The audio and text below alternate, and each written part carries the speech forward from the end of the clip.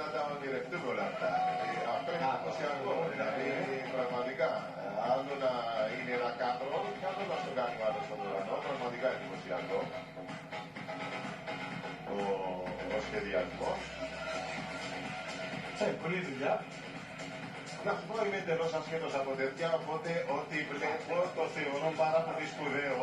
Εδώ έχει σχηματιστεί ένας ποδοσφαιριστής, δεν ξέρω αν είναι κάποιος συγκεκριμένος, υπάρχει κάποιος πικρότυπο που θυμάσαι ή... Όχι, δεν νομίζω, δεν έχω κάνει κάτι. Ναι, ούτε και να κάνει κλικ. Όπως και να πούν τα πράγματα, θέλω να πω ότι είναι... το θαυμάζω. Σωστά. Επειδή δεν το γνωρίζω. Και το θεωρώ και πάρα πολύ δύσκολο να πω την αλήθεια. Εντάξει, για όλους αυτούς που ξέρουν όμως θα πρέπει να πούμε ότι δεν θα το έλεγα παιχνιδάκι, αλλά είναι κάτι το οποίο ξέρουν πάρα πολύ καλά να κάνουν οι ειδικοί. Ναι, κάθε επάγγελμα θέλει τους ειδικούς. Εδώ φαντάζομαι είναι το παιδί με τον πατέρα που πάει. Το γνωστό σύνθημα που έχουν οι φίλοι της Ομόνοιας με το κασκόλ, είχαμε το σήμα, ποδοσφαιριστή, πατέρα με γιο με το γνωστό, φαντάζομαι παραπέμπει και στο γνωστό κασκό.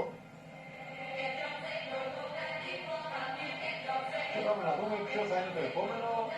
Σηκώστε τα κασκόλ ψηλά, έτσι. Ναι. Από τη στιγμή που είναι και το